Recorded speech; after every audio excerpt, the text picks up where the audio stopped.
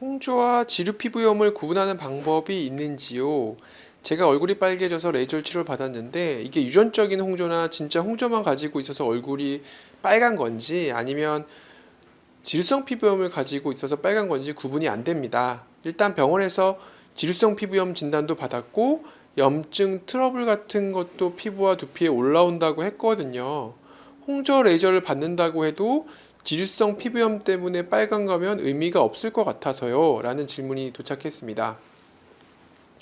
홍조와 지루성 피부염은 완전 다른 질환이고요. 이 홍조를 일으키는 대표적인 질환은 주사 피부염이라는 질환이 있고 이 주사 피부염 환자들이 홍조가 되게 잘 생기죠. 그래서 주사 피부염과 지루 피부염은 완전 다른 질환이고 이 홍조 주사 피부염에서는 이 혈관이 원인이 되는 경우가 많기 때문에 혈관 자체가 문제가 되는 경우가 많기 때문에 이 혈관을 치료하기 위해서 보통 저희가 V빔, 시너지, XLV 같은 혈관 레이저들을 이용해서 혈관을 치료하는 경우가 많습니다.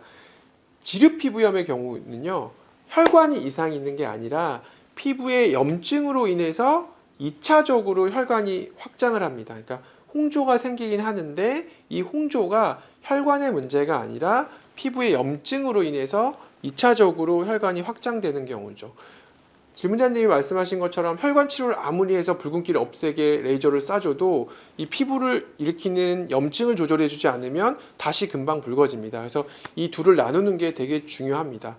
홍조와 지루 피부염을 나누는 거는 지루 피부염은 명확한 피부 증상들이 있어요. 주로는 T존 부위를 침범해서 피부가 붉어지거나 각질이 일어나고 이 볼 쪽 사이드 쪽으로 갈수록 조금 더 덜합니다. 그러니까 중심으로부터 퍼져나가는 듯하게 나가고 각질이 이렇게 일어나는 게 센터를 중심으로 이렇게 있죠. 반면에 홍조는 중심 부위보다는 이런 볼 쪽이 심하게 많이 나타나고 얼굴 전체적으로 붉어지기 때문에 요거 갖고 일단 구분할 수 있고요. 지루 피부염은 말씀하신 것처럼 두피에도 많이 생깁니다. 그래서 얼굴 지루 피부염 있으신 분들이 이제 두피 지루 피부염에도 쉽게 발생하게 되기 때문에 이런 것도 확인해 볼 수 있고요.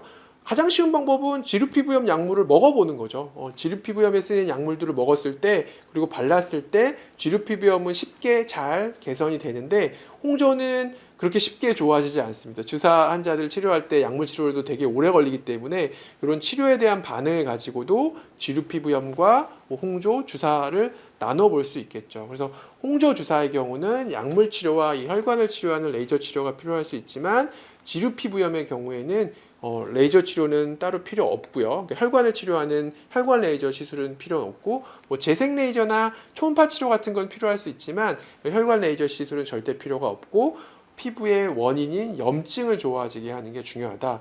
지루 피부염의 염증을 일으키는 경우는 피부의 장벽의 문제라든지 아니면 곰팡이균이 피부를 나쁘게 하는 경우라든지 스트레스 여러 가지 원인들이 있습니다. 그래서 이런 것들을 체크해서 없애주고 피부의 장벽을 튼튼하게 해주고 피부의 염증만 사라지게 되면 다시 붉어진 얼굴은 돌아오게 되는 거기 때문에 특별히 혈관 레이저 시술은 필요가 없습니다. 그래서 이런 것들은 집에서 고민하지 마시고요.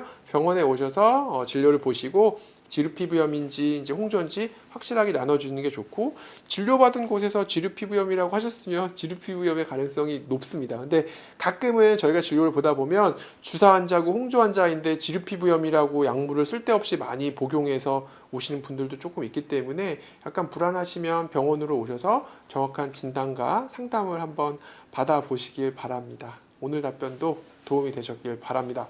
감사합니다.